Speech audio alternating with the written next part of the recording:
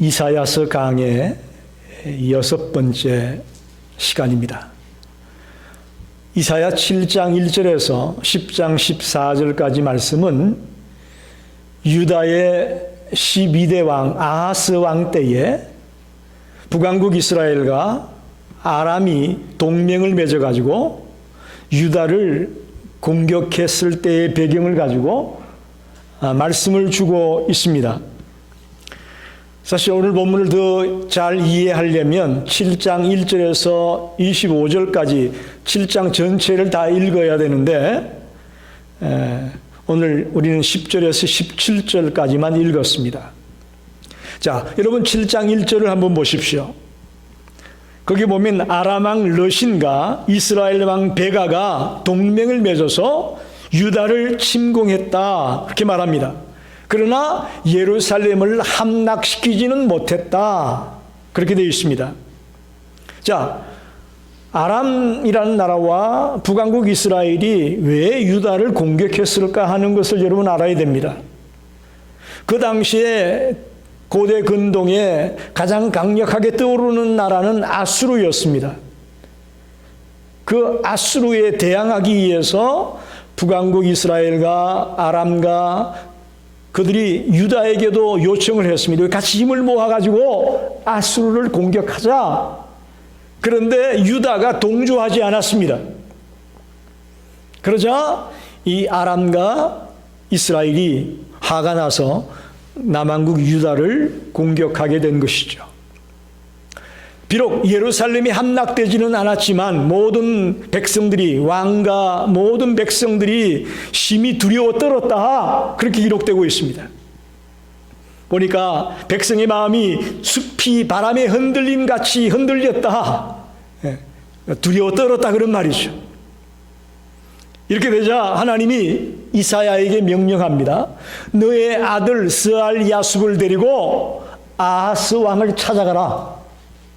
찾아가서 아무리 그들이 너희를 공격한다고 해도 너희를 무너뜨리지 못할 것이니 안심해라. 두려워하지 말아라. 그렇게 아하스 왕에게 말을 전하게 합니다.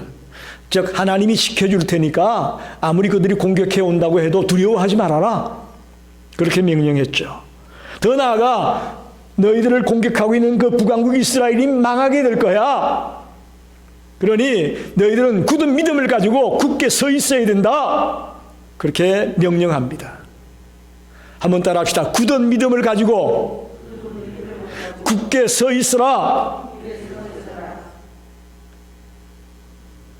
아하스 왕과 그 유다 백성들에게 믿음을 요청하고 있습니다. 유다뿐만 아니고 오늘 우리들도 지금 대적들에게 둘러싸여 있습니다. 영적으로도 육적으로도 시시때때로 우리를 쓰러뜨리고 넘어뜨리는 세력들이 우리 주변에 너무나 많이 있습니다. 특별히 우리 힘으로 통제할 수 없는 어떤 극한의 힘이 우리를 엄습하고 있습니다. 코비드-19 같은 거죠.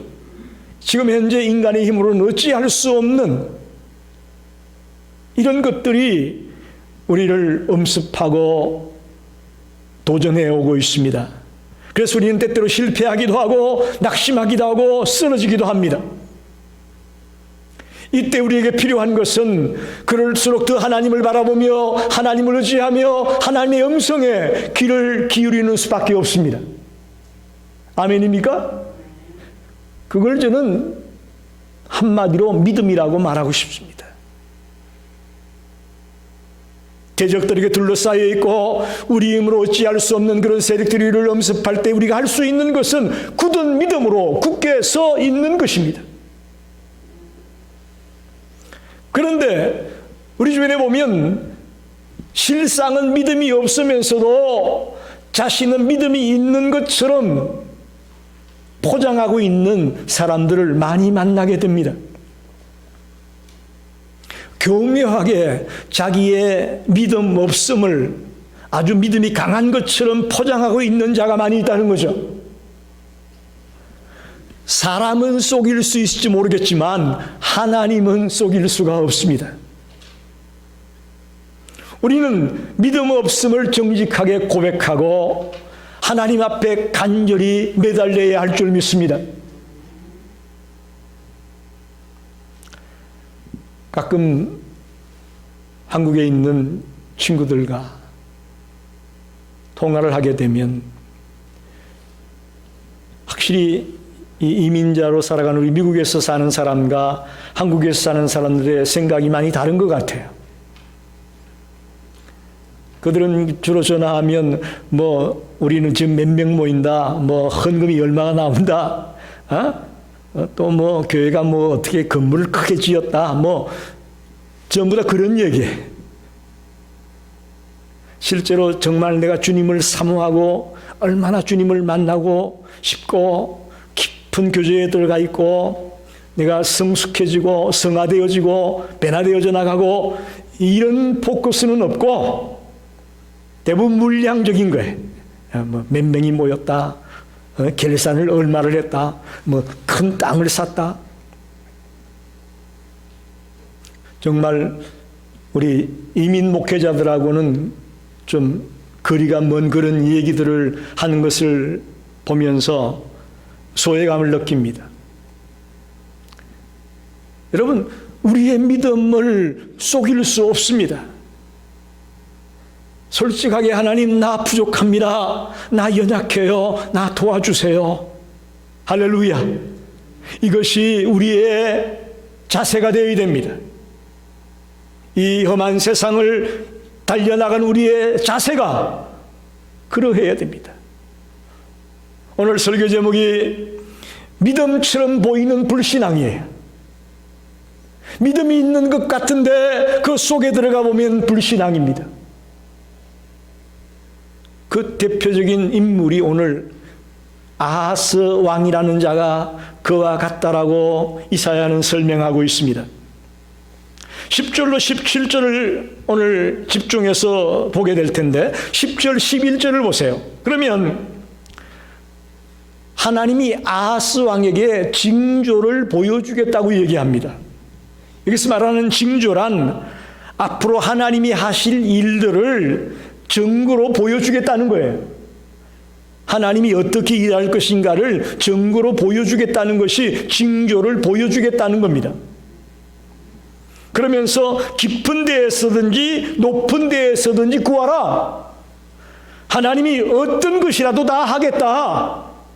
너가 징조를 원하면 하나님이 어떤 방법을 통해서라도 그 징조를 보여주겠다라는 그런 표현이죠. 이 말을 듣고 첫째로 아하스는 하나님의 이 징조를 구하라는 말씀을 거부합니다. 하나님의 제안에도 불구하고 아하스는 징조를 구하지 않겠다는 겁니다. 그건 하나님을 시험하는 것과 같은 것이니 나 싫습니다. 그렇게 말합니다. 이렇게 어떻습니까? 말만 들어보면 아하스가 하는 말이 굉장히 믿음이 좋은 것 같고 경건하고 거룩한 하나님의 사람처럼 보여집니다. 그거는 하나님을 시험하는 거 아닙니까? 징조를 보여달라는 것은. 그러니 나 싫어요. 난 안 하겠습니다. 이렇게 나가는 거죠. 굉장히 믿음이 좋아 보이고 아주 거룩해 보입니다만 실상은 그의 마음 깊은 곳에는 불신앙이 도사리고 있는 것이었습니다. 자, 보세요. 성경에 보면 하나님의 사람들이 하나님께 징조를 구하는 경우가 꽤 많이 있습니다. 대표적인 인물이 사사기에 나오는 기드온이라는 사람입니다. 기드온 당시에는 이스라엘이 미디안에게 아주 공경에 처해 있습니다. 미디안이라는 나라에게 아주 어려움을 당하고 있을 때입니다. 그때 하나님이 기드온에게 나타나서 내가 너와 함께 너를 통해서 이스라엘을 구원해 내겠다. 그러니 나가서 싸워라. 이렇게 말씀하잖아요. 그러자 기드온이 뭐라고 얘기합니까? 하나님이 정말 나와 함께하는 걸 보여주십시오. 징조를 보여주세요. 그랬어요.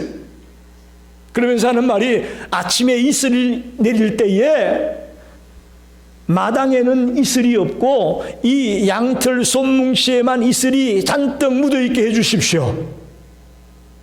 그랬더니 하나님이 그렇게 해라.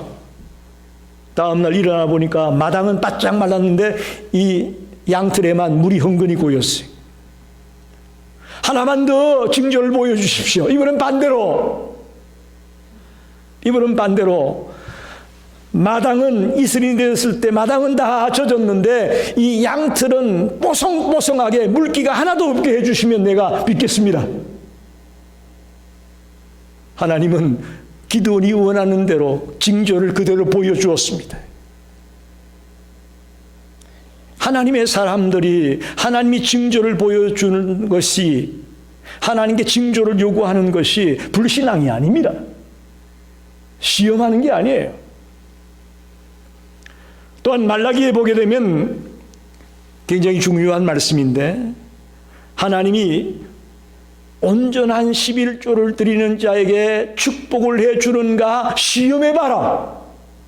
하나님이 자기를 시험해보라는 말씀이 말라기 쓰여 있습니다. 지금 아하스는 징조와 시험을 같이 보고 있어요. 하나님께 징조를 보여달라고 하는 것이 하나님을 시험하는 거다. 하나님은 11조를 드리는 자에게 축복이 있다는 것을 시험해보라고까지 말씀하셨습니다. 이렇게 믿음의 사람들이 때때로 징조가 필요하고 하나님 앞에 묻는 작업이 필요합니다.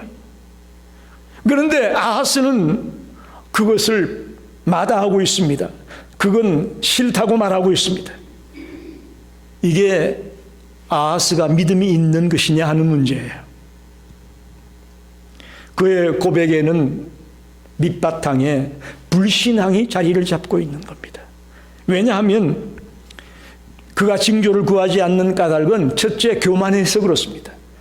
아하스는 자기가 교만하기 때문에 하나님이 보여주려는 징조를 거부합니다. 또 하나는 하나님이 징조를 보여줬다면 정말 이제는 무조건 순종해야 되거든요. 하나님이 보여준 대로 무조건 따라가야 되잖아요. 그렇기 때문에 얄팍한 술수를 쓰는 거예요. 하나님이 시키는 대로 하기 싫다는 거예요. 그래서 징조를 거부하는 거죠. 겉으로 보기에는 믿음이 있는 것처럼 보여지는 아하스이지만 실상은 불신앙이 있었다는 것이죠. 그 대표적인 예가 뭐예요? 아하스는 왕궁에 있는 또 성전 안에 있는 모든 금과 보물을 갖다가 아수르 왕 디글랏 빌레셀에게 갖다 주면서 아수르에게 도움을 요청합니다. 앞뒤가 안 맞잖아요? 그가 정말 믿음이 좋은 자라면 하나님을 신뢰하고 하나님의 도움을 구하면서 나가야 될 텐데 모든 금덩어리를 다 들고 아수르 왕 디글랏 빌레셋을 찾아가가지고 그에게 도움을 요청하고 있다는 얘기예요. 이것만 봐도 아하스는 믿음이 없었다는 것을 증명하고 있습니다.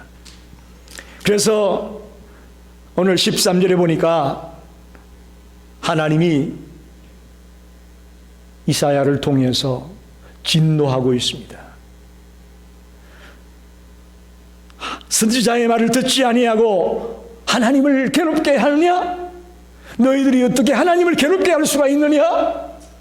이렇게 질책하는 주님의 음성을 들을 수가 있습니다. 여러분, 우리의 속마음을 흔히 깨뜨려 보시는 하나님입니다. 그 하나님의 말씀 앞에 신앙이 있는 척 포장하고 나아가려고 해도 하나님이 속지 않죠. 하나님 앞에 통하지 않죠. 그래서 하나님은 진노합니다. 하나님을 괴롭게 하지 말아라. 하나님을 너희들이 괴롭게 하려고 하느냐? 라며 야단을 치는 말씀이 기록되고 있습니다. 자, 두 번째는 그러면 이 아하스가 거부한다고 해서 하나님이 징조를 안 보여주느냐? 그게 아니에요. 아하스가 아무리 거부를 하시라도 하나님은 징조를 보여주고 있습니다. 그 징조가 뭐냐? 14절에 나오죠. 그러므로 주께서 친히 징조를 너희에게 주실 것이야. 보라, 처녀가 잉태하여 아들을 낳을 것이요 그의 이름을 임마누엘이라 하리라. 할렐루야. 많이 들어본 얘기죠. 마태복음 1장 23절에 나와 있죠. 보라, 처녀가 잉태하여 아들을 낳을 것이니 그 이름을 임마누엘이라 하리라. 즉 신약의 마태라는 저자는 이 임마누엘을 예수님으로 해석하고 있습니다. 자, 징조를 원하지 않는 아하스지만 하나님은 반강제로 징조를 보여주고 있습니다. 이건 뭐냐? 인간의 불순종에도 불구하고 하나님의 구원의 역사는 계속되고 있다는 것을 보여주는 것입니다. 여러분, 우리가 아무리 방해하고 싶고 아무리 반대하고 싶어도 하나님의 구원의 역사를 멈출 수가 없습니다. 하나님이 세운 계획대로 이 우주 만물을 다스리고 특별히 이 지구촌을 다스려 나가는 일을 아무도 막을 수가 없습니다. 그래서 하나님이 약속했던 징조는 임마누엘의 출생을 의미합니다. 여기서 임마누엘이라는 것은 그 뜻이 중요합니다. 하나님이 우리와 함께 계시다. 하나님이 우리와 함께 계시다, 그런 뜻이죠. 그 얘기는 임마누엘의 출생을 징조로 보여줬다는 얘기는 하나님이 유다와 함께해서 저 아수르와 아람의 연합군이 쳐들어와도 지켜주겠다, 그런 징조를 말하는 거죠. 하나님의 도우심으로 너희들이 끝내 승리하게 될 것이라는 징조를 보여준 것입니다. 하나님이 함께 해주지 않는다면 이 연합군의 공격을 막아낼 수 없을 터인데 하나님이 함께 하기 때문에 막아낼 수 있다라는 말씀 같습니다. 자, 지금 아하스는 어쩌면 하나님을 배신하는 거예요. 그죠? 하나님이 아닌 아수르 왕을 찾아가 가지고 금덩어리 보물들 다 가져가서 도와달라고 요청하는 이 아하스는 하나님을 배신한 자와 같죠. 그럼에도 불구하고 하나님은 그들과 함께 하겠다고 말씀합니다. 임마누엘 약속을 가지고 있는 하나님께서는 절대로 유다를 포기하지 않겠다고 말씀하는 것 같습니다. 하나님은 우리가 잘못할 때마다 우리를 버리고 내팽개칠 것 같지만 그런 하나님은 아닙니다. 우리가 믿는 하나님이 그런 하나님이 아니에요. 만약에 우리가 잘못할 때마다 때리고 버리고 벌 주고 했다면 우리 지금 여기 있겠어요? 한번 물어봅시다. 여러분이 잘못했을 때마다 하나님이 때리고 벌 주고 내버렸다면 여기 있을 사람이 있겠느냐고요? 우리 아무도 없어요. 임마누엘의 출생을 징조로 보여주고 있는 그 하나님은 우리를 향한 사랑이 변치 않고 있음을 보여주는 것입니다.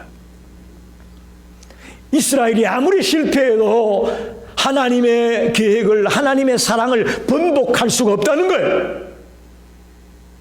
그게 바로 아하스에게 보여준 징조였습니다.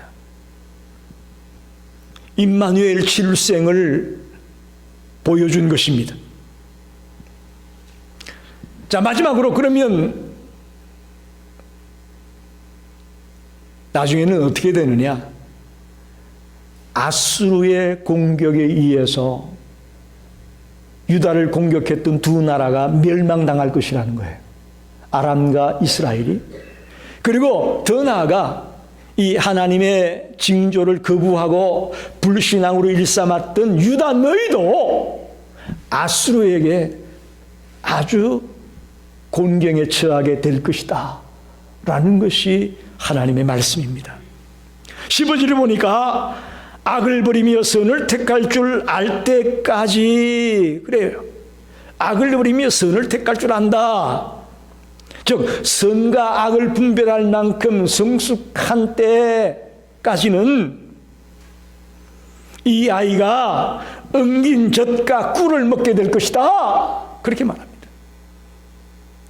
여기 보세요. 여기서 말하는 이 아이라는 것이 물론 예수님, 우리가 임마누엘의 메시지가 예수님을 의미하고 있다고 말씀드렸지 않습니까? 이 아이가 예수님을 말씀하기도 하지만 하나님이 함께하는 유다 백성들을 의미하기도 합니다. 하나님이 함께하는 유다 백성들. 이 아이들이 성숙하기까지는 엉긴 젖과 꿀을 먹게 된다라고 예언하고 있습니다. 이건 뭐냐면 여기 보세요. 엉긴 젖과 꿀을 먹는다는 것은 두 가지로 해석이 가능합니다. 하나는 그들이 풍부하게 살고 있다는 것을 의미하기도 하고, 또 반대로 그들이 아수르의 침략을 받아 박해를 당하고 어려움을 당해서 먹을 게 없어가지고 겨우 먹는 게 엉긴 젖과 꿀을, 즉 버터와 꿀을 먹는 신세로 전락할 수 있다. 두 가지로 해석이 가능한 거예요. 우리가 이스라엘 백성이 출애굽해서 가나안 땅에 들어갈 때 젖과 꿀이 흐르는 땅 가나안 땅으로 간다 그러잖아요. 그런 의미에서 볼 때는 이 엉긴 젖과 꿀을 먹는다는 얘기는 풍부함을 얘기할 수도 있겠죠. 복된 삶을 살게 된다는 것을 의미할 수도 있겠죠. 그러나 오늘 본문 22절에 보면, 읽지 않았던 22절에 보면 그것들이 내는 젖이 많으므로 엉긴 젖을 먹을 것이라. 그 땅 가운데 남아있는 자는 엉긴 젖과 꿀을 먹으리라. 모든 것이 단절되어져 버리고 이제 먹을 것이 없어서 야생에 남아있는 것들을 먹고 지내는 신세가 될 수밖에 없다. 그런 얘기예요. 그렇기 때문에 이스라엘과, 즉 하나님이 함께하는 이스라엘 백성들은 엉긴 젖과 꿀을 먹는다. 즉 아수르의 핍박에 의해서 고통을 당하고 괴로움을 당하는 그런 신세로 전락할 수밖에 없다. 그렇게 예언하고 있습니다. 실제로 그렇게 되었습니다. 두 연합군이, 즉 이스라엘과 아람이 유다를 침공하고 나서 3년 뒤에 BC 732년에 아수르의 공격에 의해서 아람이 망합니다. 먼저. 그 다음에 BC 722년에는 이스라엘이 망합니다. 그리고는 17절에서 말하고 있듯이 마지막에는 아수르의 공격에 의해서 유다까지도 죽음 직전까지 가게 되는 곤란을 당하게 됩니다. 다른 모든 도성을 다 뺏기고 이제 겨우 예루살렘만 남아가지고 죽느냐 사느냐 하는 그런 기로에 서는 순간까지도 유다가 다다르게 될 것이다. 그렇게 말씀합니다. 자, 여러분, 똑같은 일을 만나서 또 똑같은 사람에 대해서 하나님이 내리는 평가와 사람이 내리는 평가가 다른 것을 우리가 알고 있습니다. 성경에 나타난 예를 들면 가부가 동전 2개를 주님 앞에 드리는 모습을 가지고 사람들은 그걸 비웃죠. 에게 그게 헌금이냐? 라고 말할지 모르겠지만 하나님의 관점에서 볼 때는 가장 많은 것을 드린 것이라고 하나님이 말씀하고 있지 않습니까? 마찬가지로 바리새인과 세리의 경우를 보게 되면 그 당시 사람들은, 바리새인들은 믿음이 좋고 정말 나무랄 데가 없는 그런 멋진 신앙인으로 알려져 있었을 것입니다. 반면에 세리는 남의 것이나 도둑질하고 훔치는 아주 나쁜 존재로 인식되었을 것입니다. 그러나 하나님의 판단은 어떻습니까? 바리새인의 믿음이 잘못됐고 세리의 믿음이 오히려 하나님 보시기에 합당하다고 말씀하고 있습니다.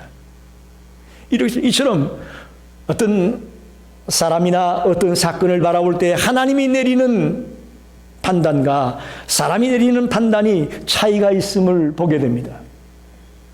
오늘 본문에도 보면 이사야와 아하스 두 사람을 우리가 보게 되죠. 이사야는 징조를 구해라, 아하스는 나 징조 싫어.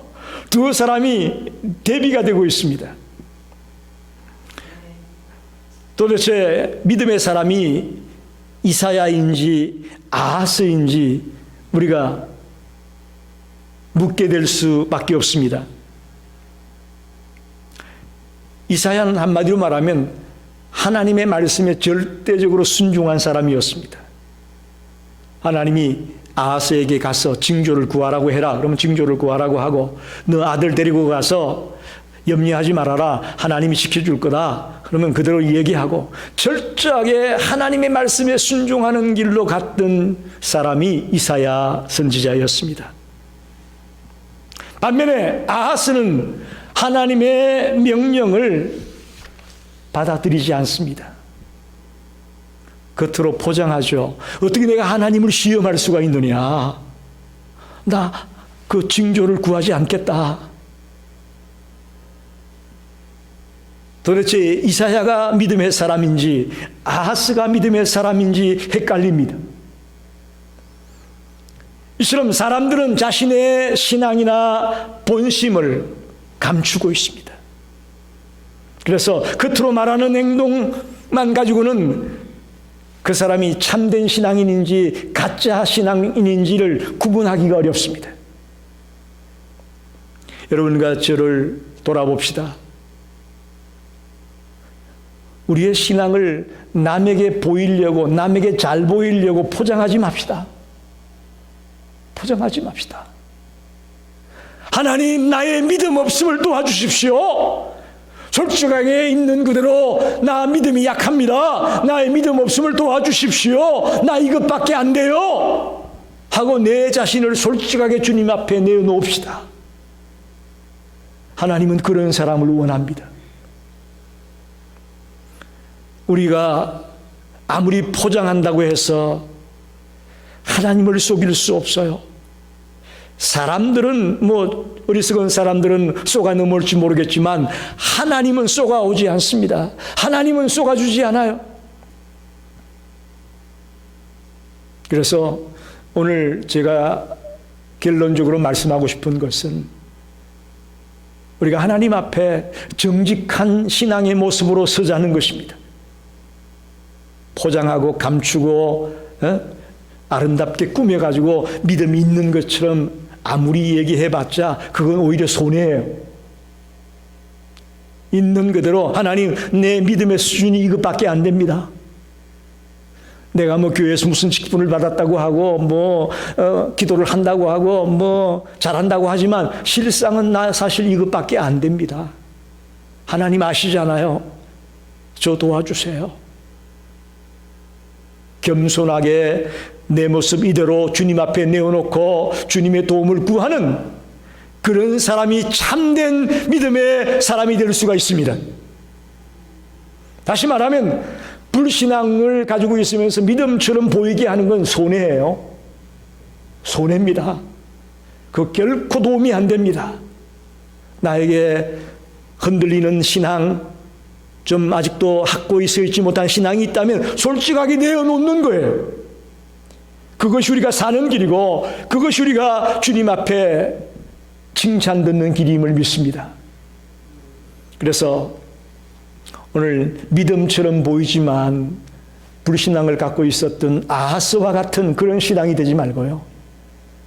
정말 겸손하게 하나님 앞에 나의 신앙을 있는 그대로 내어놓고 이제부터 주님 앞에 갈 때까지라도 철저하게 내 믿음을 고추 세워 나가고 내 믿음이 든든히 서갈 수 있도록 그렇게 몸부림을 치며 달려가는 믿음의 성도들이 되시기를 간절히 축원합니다.